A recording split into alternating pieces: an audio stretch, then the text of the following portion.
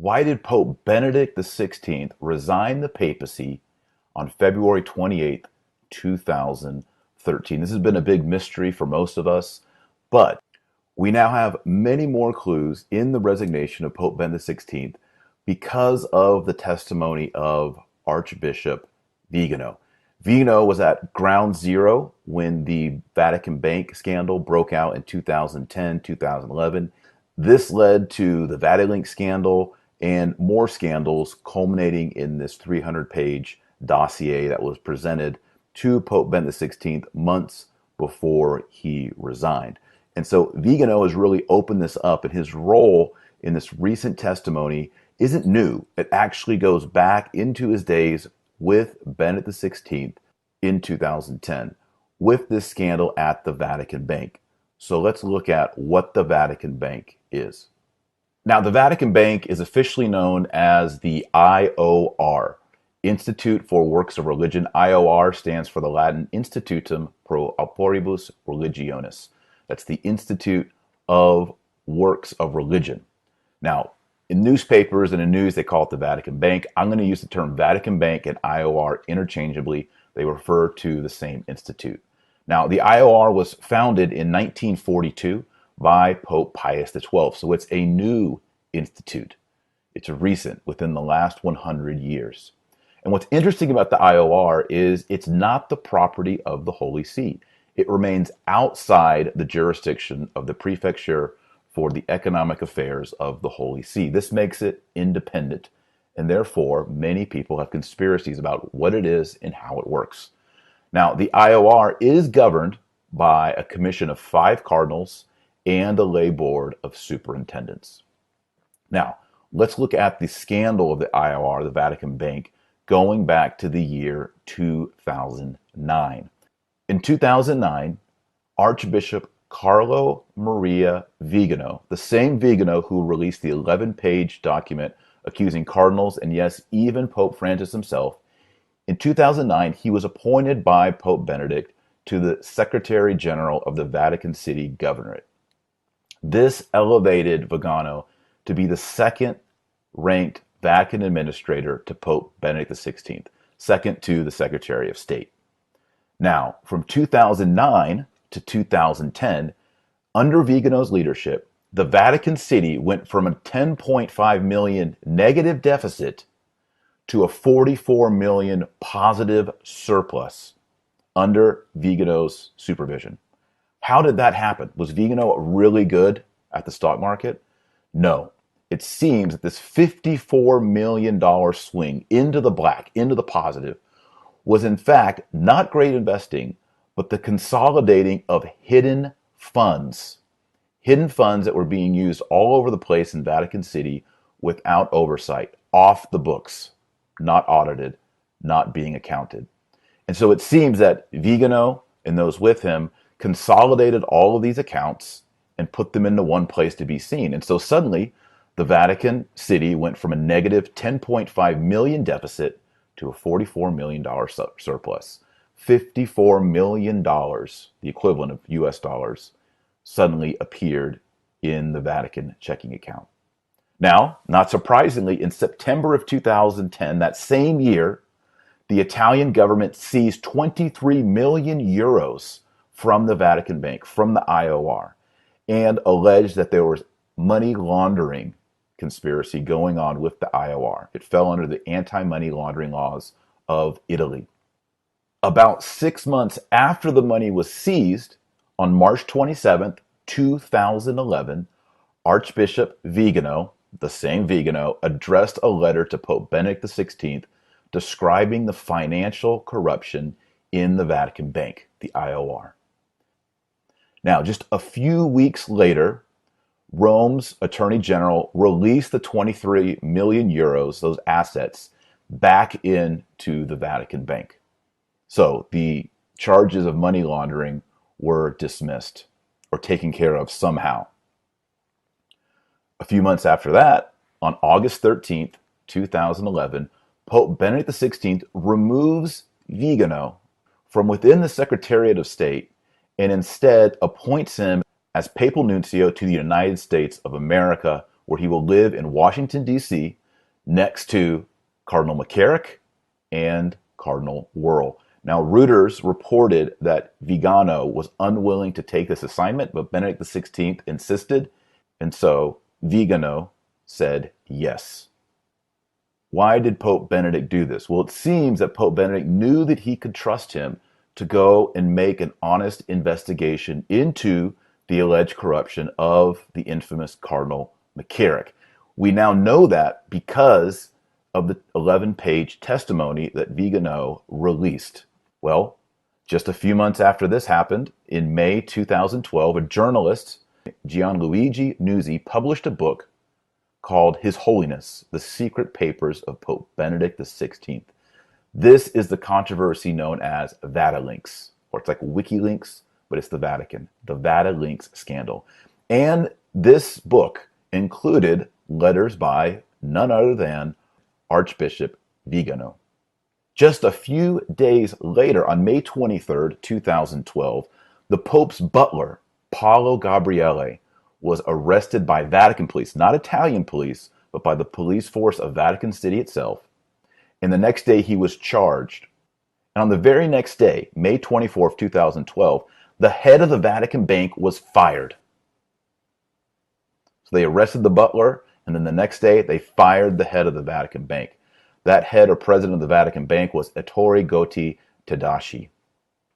And the reason given was, quote, failure to provide any formal explanation for the dissemination of documents last known to be in the president's possession. A couple months later, August 13, 2012, Pope Benedict's butler Paolo Gabriele was indicted by Vatican magistrates for aggravated theft. On October 6th, the butler, Paolo Gabriele, was found guilty of theft and was sentenced to a reduced sentence of 18 months inside the Vatican. And usually these punishments are not in a dungeon in the Vatican. They're living in Vatican City under house arrest. And on December 22nd, 2012, interestingly enough, Pope Benedict XVI pardoned his butler, Paolo Gabriele. So Paolo the butler receives papal pardon. Now, while all of this is going on, the Vatilinks, Pope Benedict XVI is unnerved and he commissions an investigation. He chooses 3 of his most trusted cardinals to do an investigation on the irregularities of the Vatican Bank and to find out who these people are. And these 3 cardinals were Cardinal Herranz. He's a Spanish cardinal. He's a member of Opus Dei, and he served as the chair of this investigation committee. Also, Cardinal Joseph Tomko. He's Slovak, and he's biritual. He serves in the Roman Rite and the Eastern churches, I think the Byzantine jurisdiction, but I'm not quite sure on that. And then also Salvatore de' Giorgi, who's an Italian. These 3 men did a secret investigation for Pope Benedict XVI. They prepared a 300-page dossier inside of a red binder and presented it to Pope Benedict XVI on December 17th, 2012. This red binder with 300 pages in it documented financial corruption, but also deep moral corruption, allegedly describing Vatican hierarchs and cardinals dressed in drag with lewd details about them given by Roman male prostitutes. And so at this point, it becomes clear to Pope Benedict that the financial irregularities are also related to moral irregularities related to homosexuality inside the walls of Vatican City. By the way, December 17th, the day he receives this red binder dossier and reads it, is the day reportedly that Pope Benedict XVI realized, I am not up for this challenge, I'm going to resign. Just to make a connection, the binder was given on December 17th, 2012. It was on December 22nd, 5 days later, that Pope Benedict pardoned his butler, Paolo. And this has led some, including myself, to wonder, perhaps the leak was on purpose. Why would the butler do all this if he's a very close friend to Ratzinger Benedict, and then go through the whole process of a trial and then get pardoned within days of this binder by Benedict XVI. It's a little unclear, but something's going on there as well. Now, just a couple weeks after he receives the binder and reportedly decides to resign, pressure is placed upon him. On January 1st, 2013, the ATM machines inside Vatican City, these are the machines that people who work there use to get cash, to get money, they cease to work.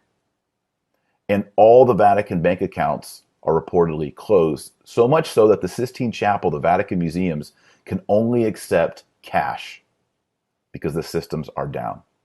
On February 11th, so a month and 11 days later, Pope Benedict XVI announces publicly that he is going to resign the papacy. The very next day, on February 12th, 2013, a Swiss company called the Introduo Group takes over the operation of the Vatican ATM cash machine, and by doing so circumvents the Italian and EU regulatory pressures. On February 28th, Pope Benedict officially resigned the papacy, and we entered into an interregnum. On March 13th, 2013, Pope Francis was elected by the College of Cardinals. What's interesting is just a few months after the election of Pope Francis, in June 2013, the money laundering case against the ex-head of the Vatican Bank, Goto Tedici, was dropped. And around the same time, Pope Francis appointed Monsignor Battista Mario Salvatore Rica as the interim head for the Vatican Bank. So why did Pope Benedict XVI resign? Well, going back to 2009, 2010, there's a shakeup in the Holy See with the Vatican Bank. And who is right there in the middle at the bullseye? Viganò. Viganò is the one that's shaking things up, and it leads to secular intervention and an accusation of money laundering. The head of the Vatican Bank ends up getting fired. Viganò ends up being pulled out of the Secretary of State and sent over to the United States of America. But $54 million have come into the Vatican Bank, and there's a lot of questions. And the Vatilinks begins to break that open. And that, in turn, leads to Benedict discovering the moral rot of sexual deviancy within the walls of the Vatican, something he may have suspected or not, but becomes clear when those three cardinals present the 300-page binder onto his desk. So really, it was a four-punch knockout. First off, Viganò blows the whistle on alleged money laundering. 2, the accusation of money laundering leads to the Vatilinks scandal. 3, the Vatilink scandal leads Benedict to form a secret investigation with 3 cardinals. And then 4, those 3 cardinals expose moral rot, sexual deviancy that's been paired up with financial irregularity.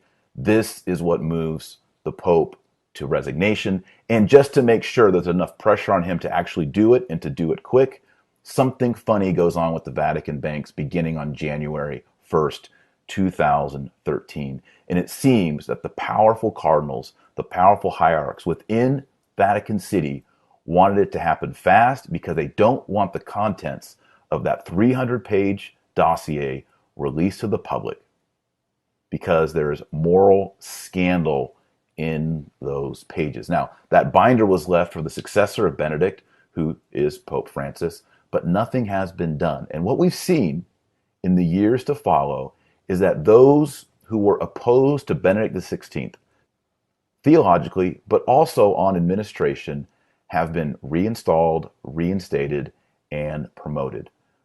Viganò says that Benedict XVI put sanctions on Cardinal McCarrick in Washington, D.C., and that Pope Francis reversed them.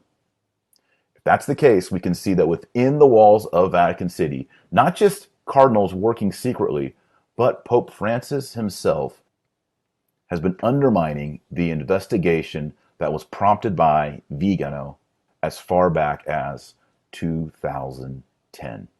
So where do we stand now? Well, we have this 11-page document that Viganò has released to the public, and it connects the dots morally. He doesn't go into the financial, A lot of that stuff is already out in the public, though no one knows about it. But if you go back into the Vatican story, you're going to see Viganò is all over it. Could Viganò be lying? He could be. And if so, all this falls apart. It could just be that he's been a troublemaker from the very beginning. But if he's telling the truth, and other Vatican officials and other cardinals come forward and attest to what Viganò has been telling us, then this pontificate of Pope Francis is in big, big